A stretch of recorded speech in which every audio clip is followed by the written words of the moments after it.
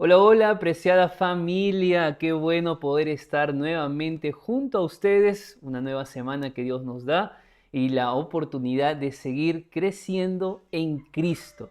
¿Y qué mejor forma de crecer en Cristo sino es a través del estudio de la Biblia? Por eso estamos aquí, por eso estás conectado en este sábado que estoy haciendo esta transmisión y por eso estás viendo este video durante la semana, porque tú también crees, estás convencido de que la única manera de crecer en Cristo es estudiando la palabra de Dios. Así que te felicito por estar aquí. Y si la semana anterior estudiamos sobre cómo poder leer la Biblia, cómo poder estudiarla, y hubieron muchas preguntas que ustedes hicieron allí en los comentarios, algunos pude responderles, a otros no, pero estoy seguro de que Dios va a colocar el Espíritu Santo para que cada día ese estudio que ustedes realizan sea mejor y sea más profundo. Así que continúen formando el hábito, porque leer la Biblia es un hábito. Pero junto con el estudio de la palabra de Dios, también está la oración. Y es por eso que en esta semana que estamos iniciando, lección número 6, vamos a hablar acerca de por qué tenemos que convertirnos en guerreros de oración. Sí, en guerreros porque estamos viviendo en un gran conflicto. Y en este gran conflicto no podemos andar como civiles, como si nada estuviera pasando a nuestro alrededor. Tenemos que estar vestidos con la armadura de Cristo y convertirnos en guerreros de oración. Por eso vamos a estudiar durante esta semana diferentes ejemplos de personas de la Biblia que vivieron en comunión con Cristo, y esos ejemplos van a ser de ayuda, de modelo y de fortaleza para cada uno de nosotros. Así que bienvenido, te mando un fuerte abrazo donde estás, te invito a compartir este video, a suscribirte al canal si aún no estás suscrito y a orar. Así que acompáñame y vamos a orar a Dios. Buen Padre que estás en el cielo, muchas gracias porque tenemos la oportunidad de abrir tu palabra, de leer tu palabra y encontrarnos contigo. Que no sea un estudio más, que sea un encuentro, ese encuentro que tanto anhelamos y que finalmente lo encontramos en ti. Acompáñanos y tu Santo Espíritu nos guíe durante todo este estudio, por favor. En el nombre de Jesús. Amén, Señor. Vamos al día domingo de la lección y el día domingo vamos a hablar sobre Daniel. El fiel Daniel titula el día domingo de la lección. Te voy a invitar a que en tu Biblia puedas buscar justamente el libro de Daniel, capítulo número 2. Allí nosotros vamos a encontrar a un Daniel que conocemos el hábito de oración que él tenía. Daniel era un hombre que oraba constantemente. Yo no voy a enfocarme en hablar sobre ese Daniel que ya conocemos, ese Daniel de oración, sino ese Daniel que construyó su vida de oración incluso en los momentos más difíciles. ¿Por qué? Cuando uno ve Daniel capítulo 2, va a encontrar una situación donde la vida de Daniel es puesta a peligro. Básicamente porque Nabucodonosor había soñado y no recordaba el sueño, pero él sabía que algo tenía ese sueño, así que Nabucodonosor llama a los magos, a los sabios, a todo hombre importante e intelectual para que pudiera darle respuesta a su sueño y nadie pudo.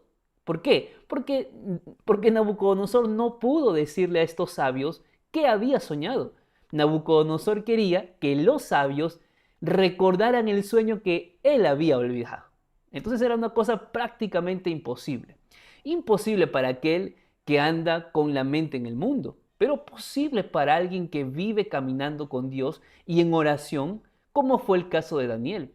Pero claro, cuando uno lee Daniel, capítulo número 2, uno puede ver, por ejemplo, el versículo número 13, que dice: se publicó pues el edicto de que los sabios fueran llevados a la muerte. Y buscaron también a Daniel y a sus compañeros para matarlos. Claro, porque Daniel se encontraba dentro de ese grupo especial. Por alguna razón, Daniel no estuvo presente en esa primera vez cuando Nabucodonosor había convocado a todos los sabios. Pero la orden de muerte era para Daniel. Ahora imagínate por un momento, Daniel había despertado como cualquier día y se entera de que ese día él probablemente iba a morir. ¿Qué puede hacer él en ese momento? Bueno, esa es la primera situación en la que Daniel se encuentra. La segunda situación la podemos encontrar en el capítulo número 6, donde ya Darío asume el trono y pues habían diferentes gobernadores, diferentes hombres en el poder que tenían cierta envidia por Daniel. Y allí Darío firma un edicto donde todos tenían que adorar a Darío por 30 días. Y el que no iba a ser puesto a muerte, porque iba a ser puesto en el foso de los leones, ¿verdad? Conoces también esa historia. Allí Daniel, como en la primera ocasión, si tú te das cuenta, en estas dos circunstancias la vida de Daniel estaba en peligro. ¿Qué hace el ser humano normalmente cuando su vida está en peligro? ¿Qué hace el ser humano cuando quiere encontrar respuestas y no sabe dónde? Bueno, Daniel es un claro ejemplo de una vida de oración. Porque Daniel en el capítulo número 2, en el versículo número 18, dice la Biblia que Daniel fue a su casa, le dijo a sus amigos, a Ananías, Misael y Azarías lo que había pasado, para que pidieran misericordias del Dios del cielo sobre este misterio. Versículo 19. Y el secreto le fue revelado a Daniel en visión de noche. Y Daniel bendijo al Dios del cielo. En el versículo 20 la Biblia dice, diciendo así, sea bendito el nombre de Dios de siglos en siglos, porque suyo es el poder y la sabiduría. Él muda los tiempos y las edades, quita reyes y pone reyes, da la sabiduría a los sabios y a la ciencia a los entendidos. Esta oración que estoy leyendo, que le escribe Daniel, no solamente es una oración de gratitud, de adoración, es una oración de declaración teológica. Cuando uno lee la oración de Daniel, puede darse cuenta que Daniel conocía realmente a Dios. ¿Sabes por qué lo conocía? Porque él estudiaba la palabra. Porque él conocía a Dios a través de la escritura bíblica. Lo que él ora es resultado de lo que él conocía de Dios por medio del estudio de la Biblia. ¿Qué es lo que te quiero decir? Muchas veces tenemos temor a orar porque no conocemos al Dios que estamos orando. Muchas veces nos quedamos cortos cuando oramos porque no tenemos mayor información de quién es Dios, por la razón que no estamos estudiando la Biblia. Yo puedo orar a Dios, pero mi oración va a ser más profunda, va a ser más convincente de acuerdo a cuánto yo estoy conociendo de Dios en su palabra. Porque al Dios que yo oro es al Dios de la Escritura. Pero si no conozco al Dios de la Biblia, ¿qué oración estoy haciendo y con qué confianza la estoy haciendo? Lo que muestra el ejemplo de Daniel es que la oración y la Biblia eran dos prácticas que convivían en la vida de Daniel. Por eso, no solamente es leer la palabra, entender la palabra, sino también es orar como resultado del estudio de la palabra. ¿Me entiendes? Ahora, no solamente eso. Cuando uno ve el capítulo número 6, en el caso de Daniel en el foso de los leones, sucede exactamente lo mismo, pero con un adicional, un agregado. Voy a leer el versículo número 10. Daniel 6:10. La Biblia dice, cuando Daniel supo que el edicto había sido firmado, entró Daniel en su casa, presta atención, abrió las ventanas, se arrodillaba él 3 veces al día en su habitación que daba hacia Jerusalén y daba gracias delante de su Dios como solía hacerlo antes. ¿Qué significa esto? Que en medio de la prueba, en medio de la crisis donde la vida de Daniel estaba puesta en juego, Daniel no cambió su vida devocional. Daniel, aún en medio de la crisis, seguía manteniendo su vida en comunión con el Señor. ¿Por qué? Porque acá hay una gran lección para nosotros, queridos amigos, y es que ninguna decisión humana debe cambiar nuestra fidelidad a Dios. Ninguna prueba que puedas estar atravesando, ninguna crisis que hoy tú estés viviendo, entiendas o no la entiendas, debe cambiar tu vida de oración a Dios. Porque lo que pasa tristemente es que nosotros solemos orar en la crisis, pero cuando la crisis pasa, cuando la crisis se va, la oración también se va. Cuando nosotros oramos por alivio, por consuelo, y cuando ya estamos mejor, también nos olvidamos de la oración. Eso era justamente lo que diferenciaba a Daniel. Daniel en la paz y en la tormenta seguía orando. Seguía clamando a Dios. ¿Por qué? Porque Daniel era consciente de que la oración constante es más valiosa que la intensidad solo ocasional. Y esto es importante recordar. Quizá hoy que estás atravesando alguna dificultad en tu vida y que te está acercando a Dios más que nunca, y estás clamando a Dios con más intensidad, con más constancia, lo único que quiero pedirte es que cuando esta prueba que estás viviendo termine, tu vida de oración continúe. Ahora que te arrodillas para clamar, para llorar, para abrirle tu corazón a Dios, por favor, cuando la prueba pase, continúa haciéndolo. Y si tú ya pasaste la tribulación y la paz ya volvió a tu corazón y dejaste de orar, te invito a que retomes ese hábito.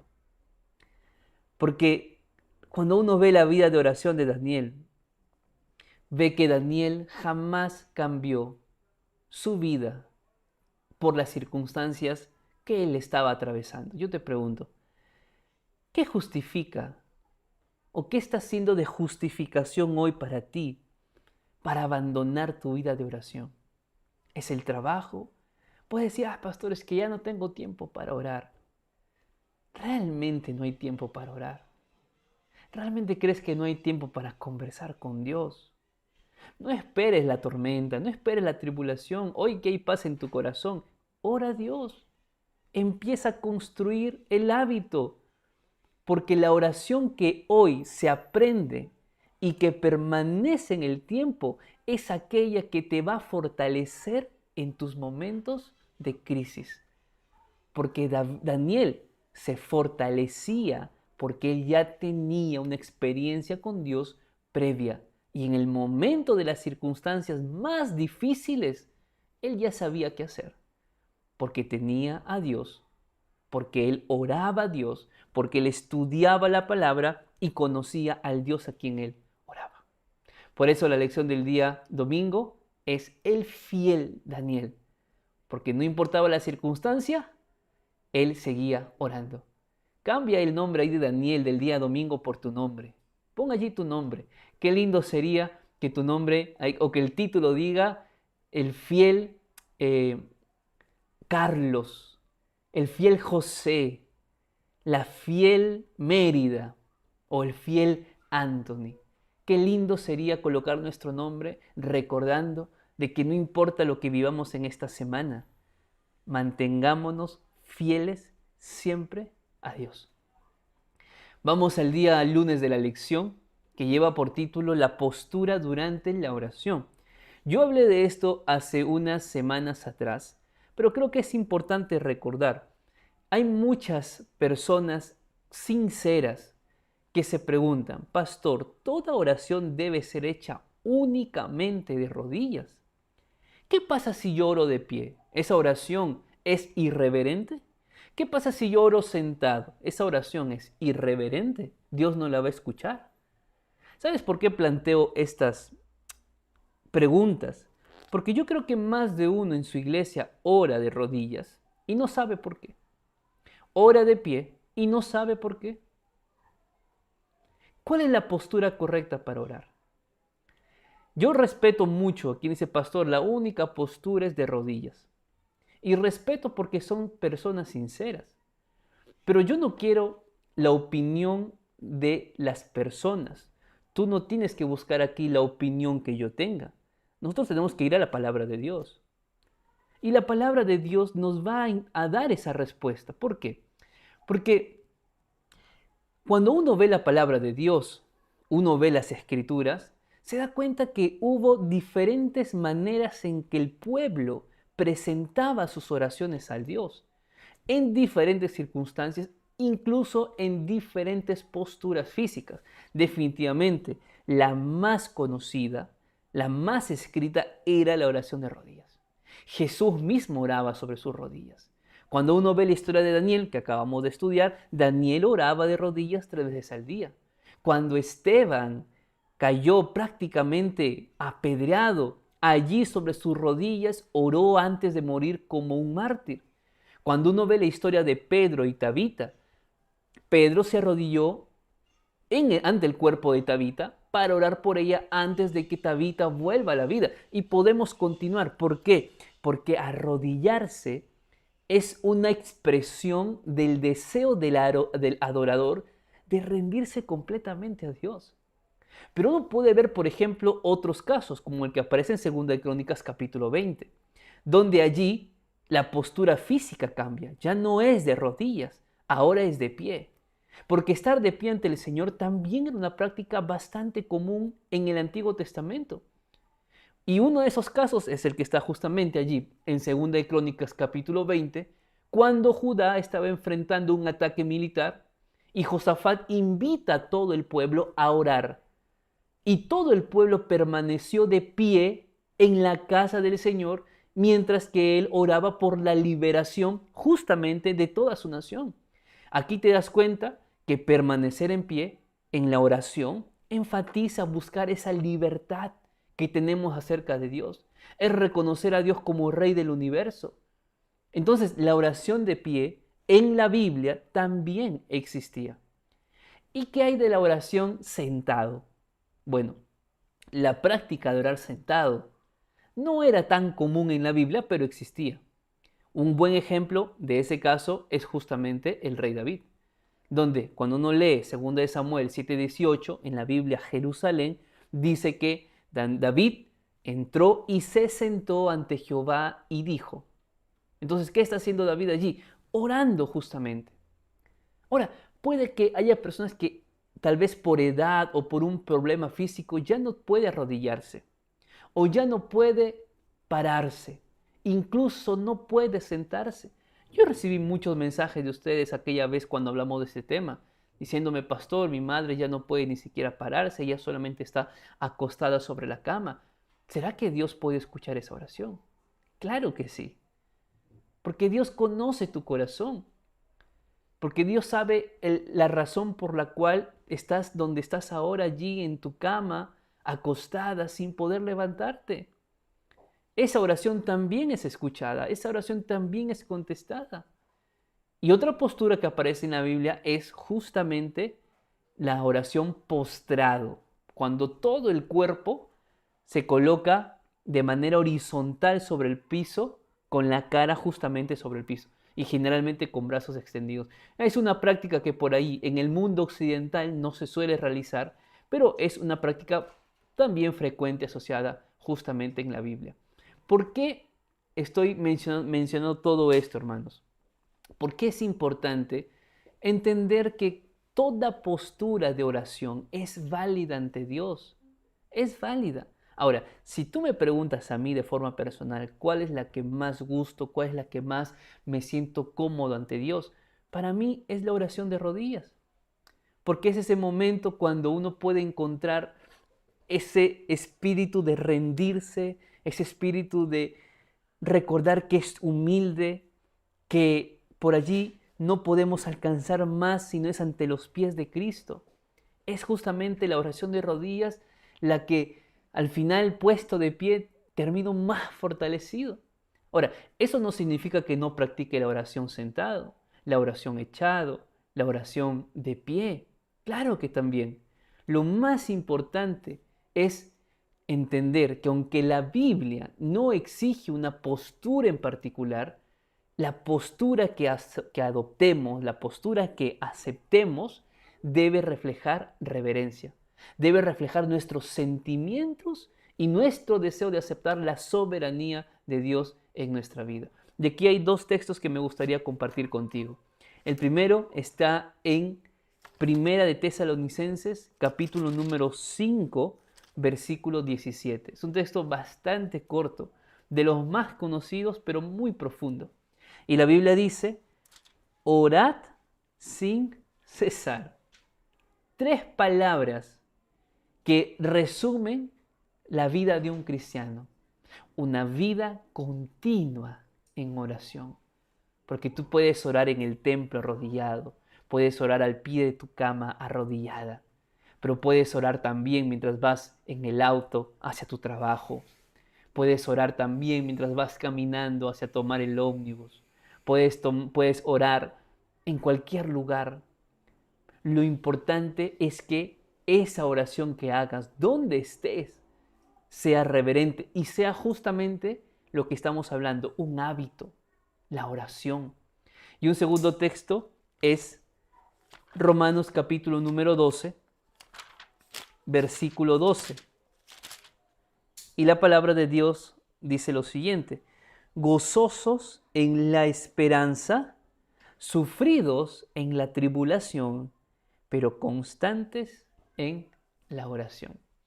Lo que Pablo dijo, orad sin cesar. Bueno, constancia en la oración.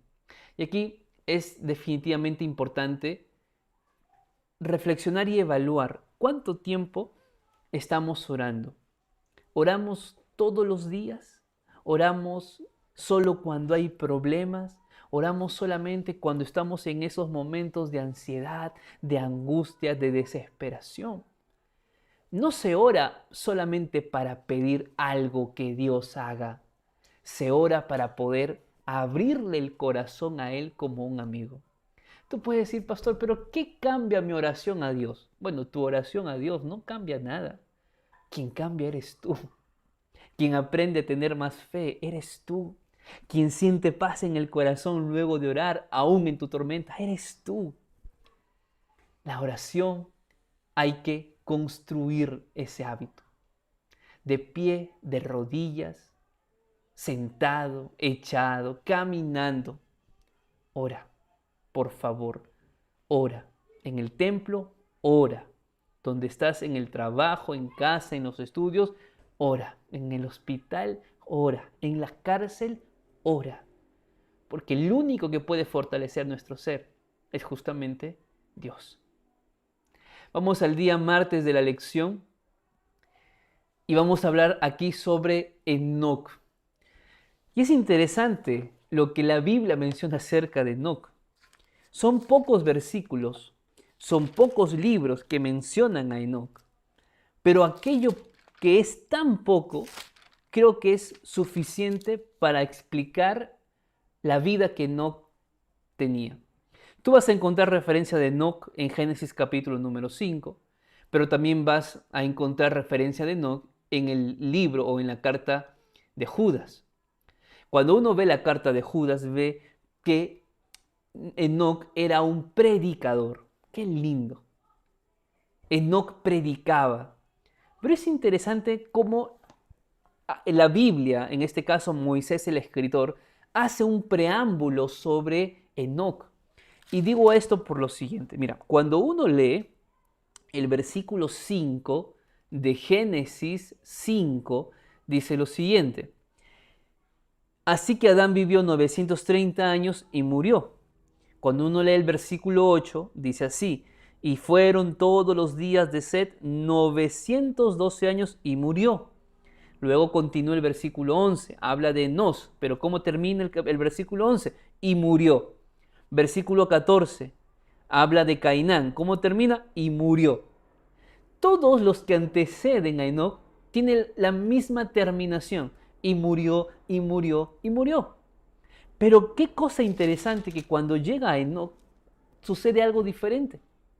El versículo número 24 dice así, y caminó pues Enoc con Dios y desapareció porque lo llevó Dios.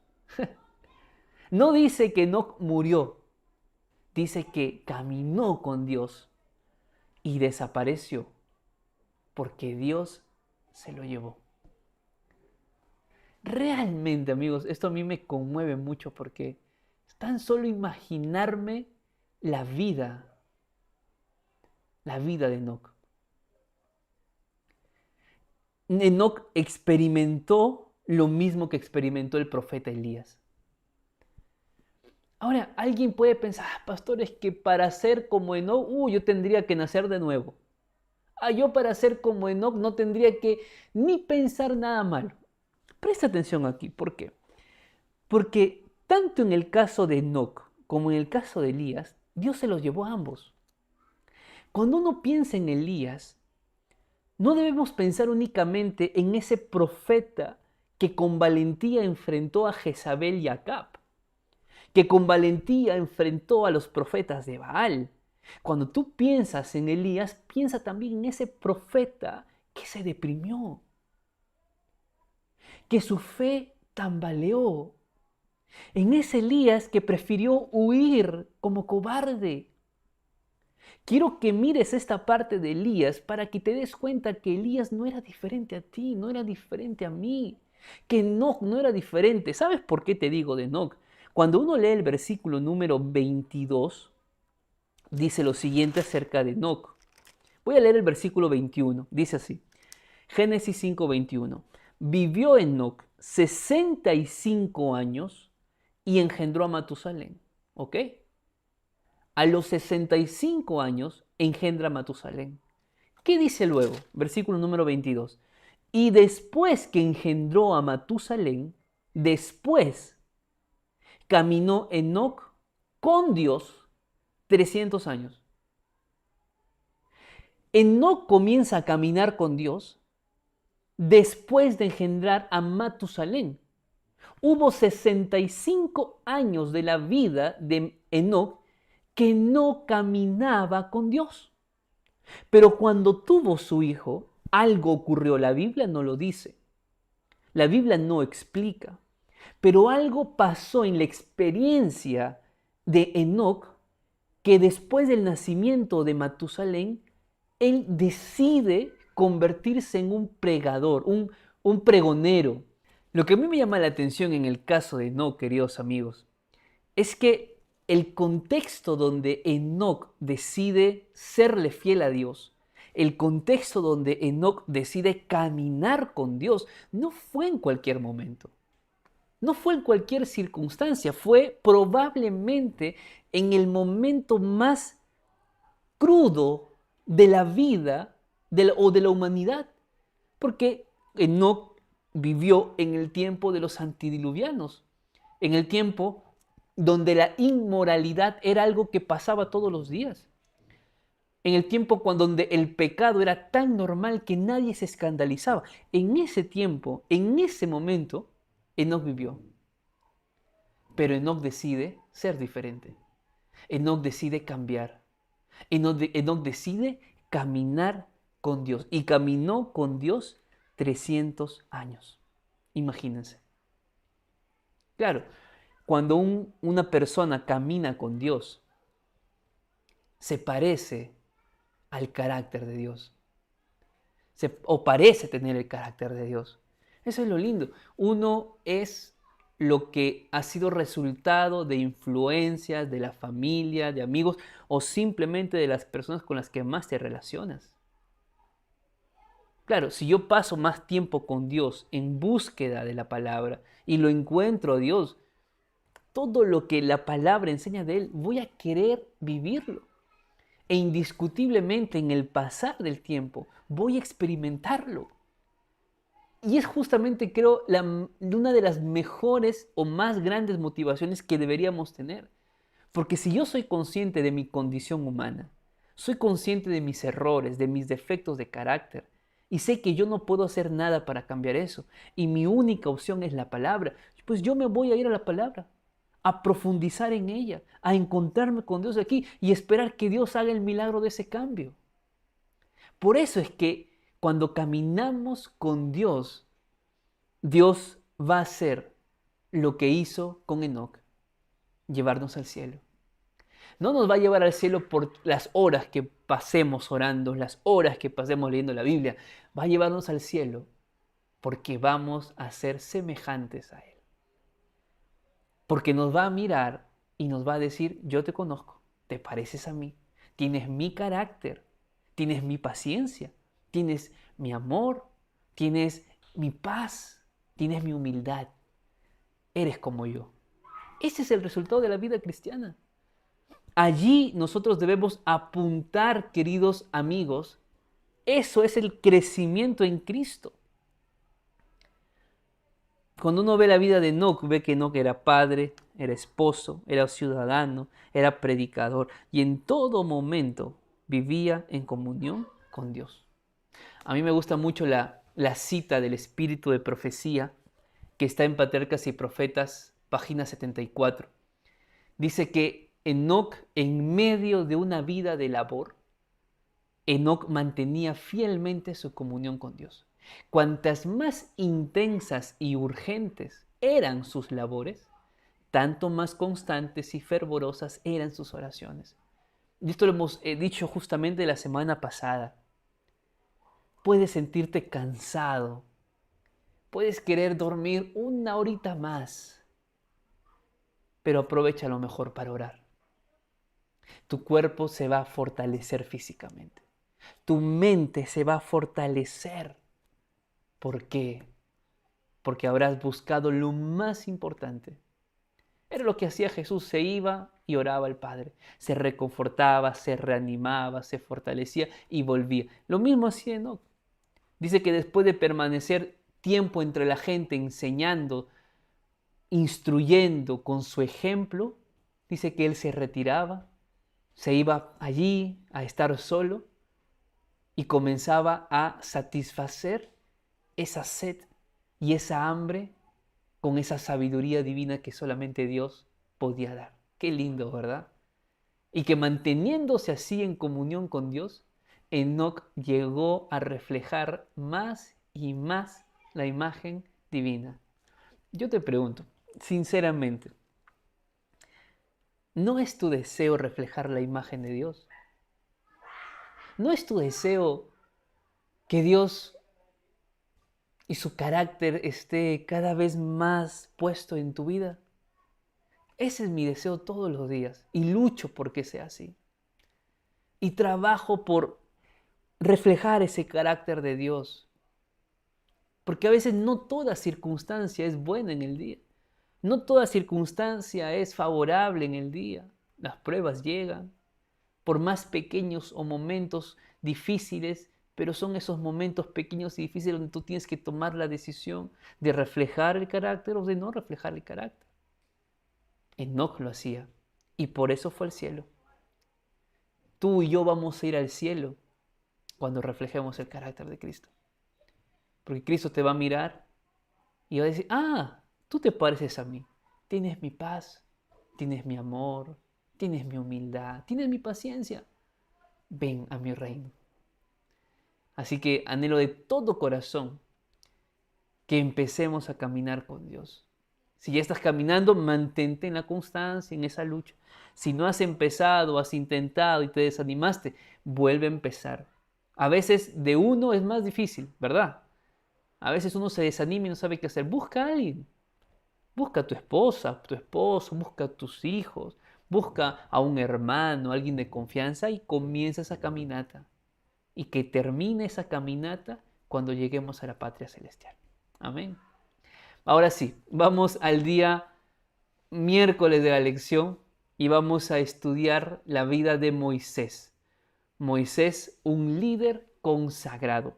Para eso voy a invitarte a que en tu Biblia puedas buscar Éxodo capítulo número 33. Por favor, Éxodo capítulo 33. Y vamos a leer algunos textos. Yo solamente voy a darte el contexto para poder entender lo que está pasando. Israel había sido liberado por Dios de la esclavitud egipcia. Israel había cruzado el Jordán, el Mar Rojo.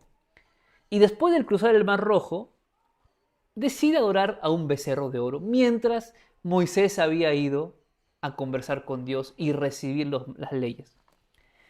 Cuando sucede esta escena y el pueblo cae en el pecado, dice que Moisés levanta un tabernáculo en el desierto. Y allí, versículo número 9, dice así: cuando Moisés entraba en el tabernáculo, la columna de nube descendía y se ponía a la puerta del tabernáculo, y Jehová hablaba con Moisés. Moisés hablaba con Jehová. Versículo número 11. Jehová hablaba con Moisés cara a cara como habla cualquiera con su compañero. Entonces, ¿qué estamos viendo en estos textos? Había una comunión de Moisés con Dios. Había un momento de oración de Moisés con Dios. Y era un momento abierto, natural, porque Moisés conocía a Dios. Sabía, por la historia y por lo que él había estudiado y por lo que él estaba experimentando, quién era Dios. Pero en esa circunstancia de oración, el versículo número 3 dice lo siguiente. Voy a volver al versículo 3. Yo enviaré delante de ti el ángel, versículo 2 estoy leyendo, y echaré fuera al cananeo, al amorreo, al eteo, al fereceo. Subirás a la tierra que fluye leche y miel, le dice Dios a Moisés, pero yo no subiré contigo. Es decir, Dios le dice, Moisés, mira, tu pueblo es muy terco, es muy rebelde, pero igual van a entrar en Canaán. Eso sí, yo no voy con ustedes. Voy a mandar un ángel, el ángel los va a acompañar, pero yo no voy. ¿Por qué? Porque el pueblo era un pueblo terco. Ahora, Moisés cuando escucha estas palabras de Dios, uno naturalmente aceptaría lo que Dios dice. Pero la fuerza en la comunión con Dios de Moisés era tan grande que Moisés le dijo lo siguiente, versículo número 15. Si tu presencia no ha de acompañarnos, no nos saques de aquí. Wow. Si tú no vas a ir con nosotros, déjanos acá. ¿Sabes qué significa eso? Significa que la presencia de Dios para Moisés era insustituible. Moisés pudo haber aceptado al ángel, y no era algo contra el ángel, sino que Moisés sabía que la presencia de Dios no se sustituye por nada. Yo te pregunto a ti ahora, ¿por qué cosas diarias estás sustituyendo la presencia de Dios? ¿Qué cosas están robándole ese tiempo de oración a tu vida? Puedes aceptar una bendición, puedes creer que recibiendo algo de Dios estás bien, pero ¿realmente estás teniendo una comunión con Dios? Más adelante, el versículo 15 o el versículo 16 revela ese liderazgo de Moisés, porque dice, si tu presencia no ha de acompañarnos, entonces no nos saques de aquí. Porque ¿en qué se conocerá aquí que he hallado gracia a tus ojos yo y tu pueblo? Es decir, la oración de Moisés no era solamente por él, era por el pueblo. ¿Por qué? Porque un líder consagrado a Dios toma en primer lugar la vida de su pueblo antes que su propia vida. Líder de iglesia, líder de congregación, donde quiera que estés, líder de hogar, vas a buscar siempre el crecimiento de tu iglesia, el crecimiento de tu hogar, pero sobre todo la compañía de Dios en la vida de cada uno de esos miembros de iglesia. Siempre he escuchado que dice, pastor, es difícil visitar a tantos hogares. ¿Sabes que una práctica linda del pastor es visitar? Es ir a las casas. Yo he tenido la oportunidad de caminar horas y horas para llegar a los lugares más lejanos de mi distrito misionero cuando era pastor en Chiquián. Y probablemente más de uno que está allí aún me escucha. Les mando un abrazo grande. 5, 6 horas caminando, cruzando ríos, caminando por las montañas, para ir hasta el último lugar donde estaban mis feligreses. No porque sea pastor, no porque sea un deber, porque es lo que Cristo haría por mí si yo también estuviera lejos. La práctica de colocar al pueblo para que el pueblo sea bendecido, para que el pueblo se sienta feliz, era una práctica que Moisés le entendía. Su liderazgo tenía en primer lugar a su pueblo. Yo te invito a ti como líder de iglesia, seas pastor o no seas pastor, anciano, líder, director, donde estás, tu prioridad tiene que ser siempre tu pueblo, tu iglesia. Organízate, organiza a tus ancianos, a tus líderes, arma un rol. Pastores que son más de 500 miembros, organízalas por familia. Ya no van a ser 500, van a ser 50, van a ser 80. Arma un rol, toma a tus líderes de grupos pequeños, a tus maestros de escuela sabática. Habla con tu secretaría de iglesia y comienza a colocar. Era algo que yo hacía en la iglesia con San Fernando, recuerdo. Con los ancianos, con los directores de grupos pequeños, de escuelas sabáticas, una semana destinaba, listo, acá visitamos, acá vamos todo este día, grupo 1, tal, tal, tal. Es cuestión no de organizarse inclusive, es cuestión de saber cuál es nuestro rol como líderes dentro de la iglesia. Y Moisés justamente lo entendía. ¿Por qué? Porque Moisés llevaba una vida de comunión con el Señor. Más adelante uno puede ver, por ejemplo, en el versículo número 18, que Moisés le dice, te ruego que me muestres tu gloria. ¿Cuál era la preocupación de Moisés? No estaba preocupado por llegar a Canaán.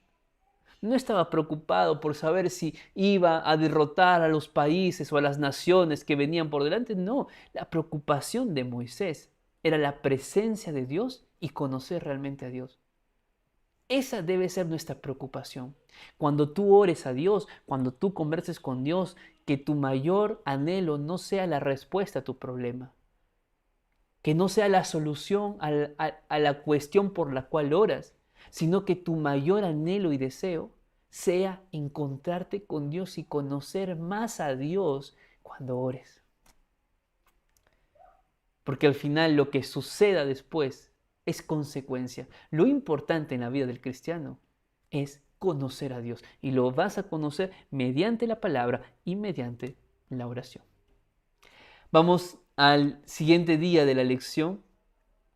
Vamos al día jueves de la lección. Y el día jueves titula Moisés intercede por la nación. Y aquí viene justamente otro tema cuando hablamos de la oración y tiene que ver con la oración intercesora.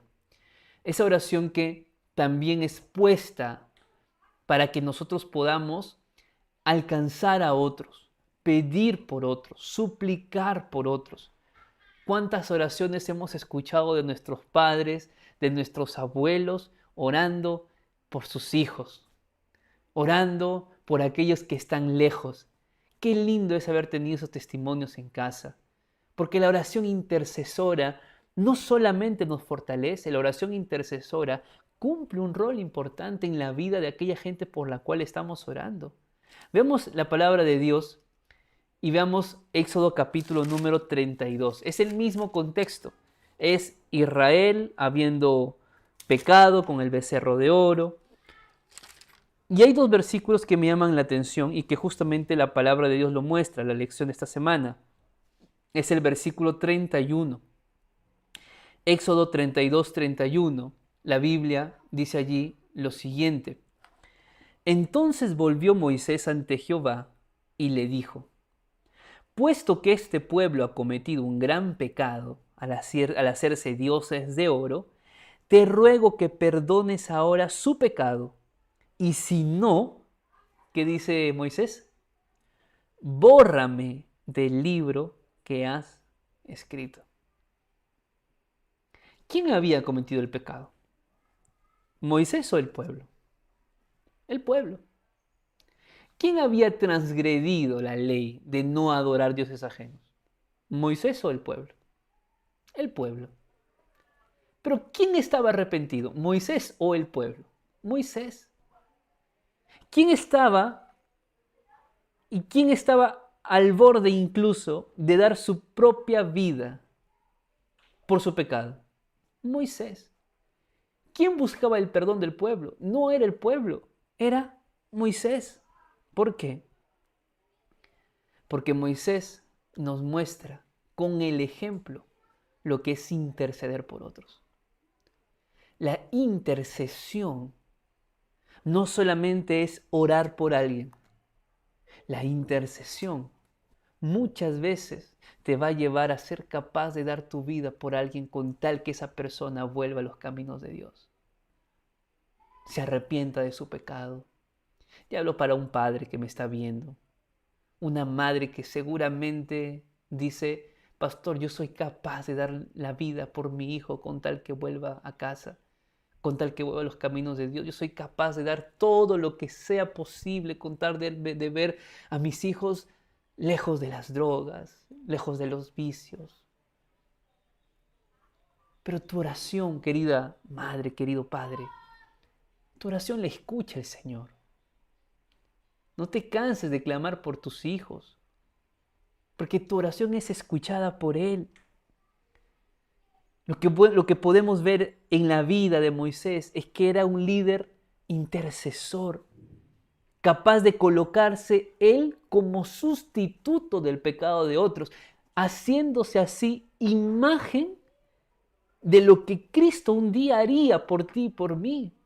No fue Cristo quien pecó, no fue Cristo quien falló, fuimos nosotros, pero Él decidió colocarse en nuestro lugar. Lo mismo hizo Moisés, intercedió por su pueblo. Lo mismo hizo Jesús, intercedió por nosotros. Lo mismo puedes hacer tú y puedo hacer yo, interceder por alguien que hoy necesita salvación. ¿Será que hay alguien por la que estás orando porque anhelas ver a esa persona volver a los caminos de Dios? Cuando uno ve la oración de Moisés, lo primero que hace en su oración es reconocer el pecado del pueblo. Porque el versículo número 31, él dice, puesto que tu pueblo ha cometido un gran pecado. Moisés reconoce el pecado del pueblo, no lo excusa.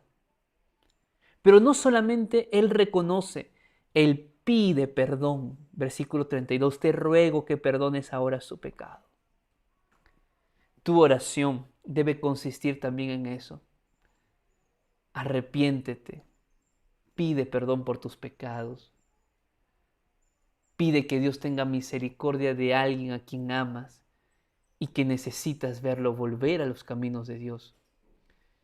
Cuando uno ve la vida de Moisés, podemos aprender mucho sobre la oración y sobre aferrarnos a Dios. Porque Moisés sentía un profundo amor por Dios y Moisés tenía una idea clara del carácter divino. Como Daniel, sabía quién era Dios. Por eso Dios se describió a sí mismo ante Moisés cuando uno lee Éxodo 34:6, cuando dice la Biblia, Dios compasivo, Dios fuerte, misericordioso y piadoso, tardo para la ira y grande en misericordia y verdad. Moisés fue valiente y fiel a aferrarse a Dios, incluso en los momentos de altibajos de ese extenuante viaje que él tuvo hacia la tierra prometida. No creas que Moisés no tuvo luchas personales. No creas que Moisés no tuvo momentos donde su carácter fue puesto a prueba y falló, como cuando golpeó la roca.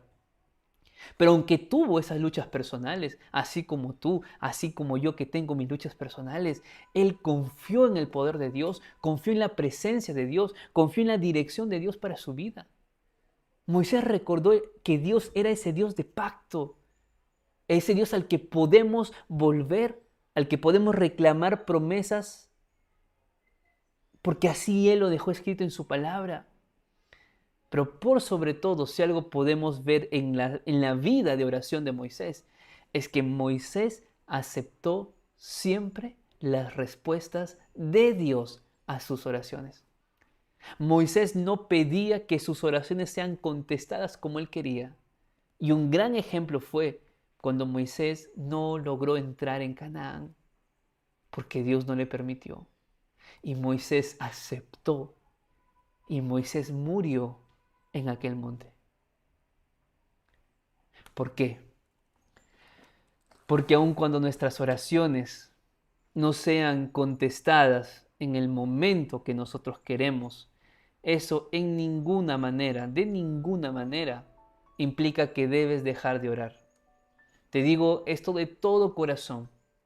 Ser un guerrero de oración no es fácil. Porque así como tú tienes el deseo de orar, Satanás va a impedir que ores.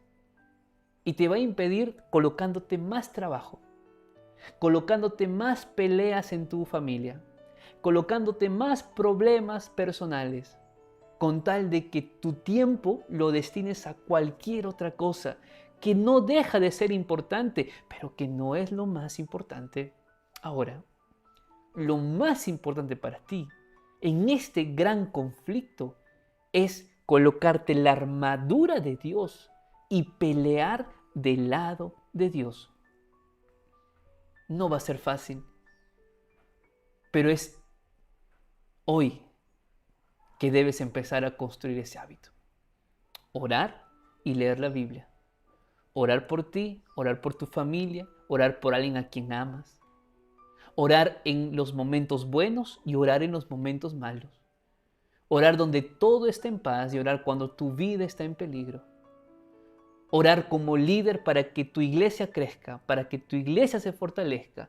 Orar para que tu carácter sea transformado y el carácter de Cristo se refleje en tu vida. Yo quiero renovar mi compromiso con Dios esta nueva semana de buscarlo más en oración, más en el estudio de su palabra. Yo quiero hacer ese compromiso hoy con Dios. ¿Y tú? ¿Te gustaría esta semana comprometerte con Dios, de orar más, de buscar más su rostro, de aceptar su voluntad, de conocerlo más y de caminar más con Él? Si ese es tu deseo, déjalo aquí en los comentarios y poder orar por ti. En esta semana, mientras voy leyendo tus comentarios, iré viendo tu compromiso para que en esta semana ya puedas empezar a ver un cambio, una transformación. Recuerda, estás en un gran conflicto, pero quien está de tu lado es Cristo. Y Cristo nunca perdió una batalla contra Satanás. No pienses que Él va a perder una sola batalla en tu vida. No lo hará si permaneces al lado de Él. Te mando un fuerte abrazo. Que Dios te bendiga, que Dios te dé una linda semana. Y si vas a ver este video ya al final de la semana, recuerda que tu semana termina el sábado encontrándote con Él y recobrando fuerzas en Él. Que Dios te bendiga y si Dios quiere, nos encontramos en un próximo video. Chao, chao.